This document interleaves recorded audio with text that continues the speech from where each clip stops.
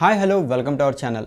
రామ్ గోపాల్ వర్మ దర్శకత్వంలో రూపొందుతున్న లక్ష్మీస్ ఇండియర్ ట్రైలర్ ఇటీవలే విడుదలై ఇంటర్నెట్లో సంచలనాలను క్రియేట్ చేస్తోంది. ఇందులో ఎన్టీ రామారావు తన భార్య లక్ష్మీ పార్వతిని కొడుతున్న సీన్ కూడా ఉండడం చూసి చాలామంది ఆశ్చర్యపోయారు. ఎన్టీ రామారావు గారు ఉన్నప్పుడు ఆయన దగ్గర పనిచేసిన తిప్పరాజు రమేష్ బాబు అనే వ్యక్తి ఈ ట్రైలర్పై స్పందించారు.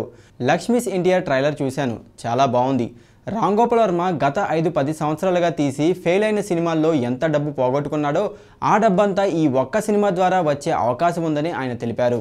టీజర్ చూసిన తర్వాత కొన్ని నిజాలు మాట్లాడాలనిపించింది. ఆవిడే చెప్పిందని కొన్ని వార్తా కథనాలు కూడా వస్తున్నాయి.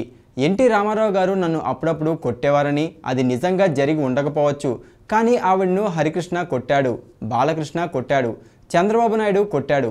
లక్ష్మీ పార్వతిని తీసుకెళ్లి రంగారెడ్డి జిల్లా మేడ్చల్ దగ్గర గెస్ట్ హౌస్లో బంధించిన రోజులు కూడా ఉన్నాయని తిప్పరాజు రమేష్ బాబు తెలిపారు.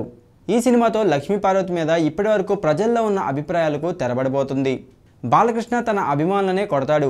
ఈ ట్రైలర్లో ఎన్టీ రామారావు లక్ష్మీ పార్వతిని కొట్టిన సీన్ చూపించడం వల్ల తండ్రికి తగ్గ తనయుడు ఎన్టీ రామారావే కొట్టేవాడు కదా, బాలకృష్ణది అదే రక్తం కాబట్టి ఈ అలవాటు వచ్చిందని, ఎన్టీ రామారావు పరువు ప్రతిష్టలు దెబ్బతినే అంశంగా నేను భావిస్తున్నానని ఒక అభిమానిగా తిప్పరాజు రమేష్ బాబు వ్యాఖ్యానించారు.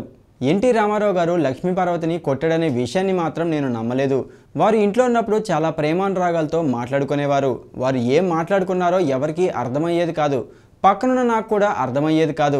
ఎన్టీ రామారావు గారు ఉదయం నిద్రలేవగానే నన్ను దోచుకుందువటే వన్నెల దొరసాని అనే పాట ఎక్కువగా వినేవారు. ఈ పాట ఇద్దరు రోజు ఒకరినొకరు చూసి పాడుకునేవారు. అంత ఆప్యాయంగా ఉన్న కుటుంబంలో చిచ్చు పెట్టడానికి కొందరు చేసిన కుట్రలు కుతంత్రాలతోనే ఈ సంసారంలో చీలికలు, రాజకీయ మార్పిడిలు జరిగాయి. ఎన్టీ రామారావు గారికి పక్షవాతం వచ్చిన మాట నిజమే. ఆయన కుటుంబ సభ్యులు ఎవరూ కూడా ఈ విషయాన్ని ధృవీకరించడం లేదు.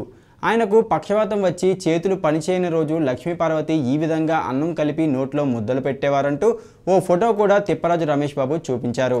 మరిన్ని లేటెస్ట్ అండ్ ఇంట్రెస్టింగ్ అప్డేట్స్ కోసం మా ఛానల్కి సబ్స్క్రైబ్ అవ్వండి. ఈ వీడియో మీకు నచ్చినట్లయితే లైక్ చేయండి, షేర్ చేయండి.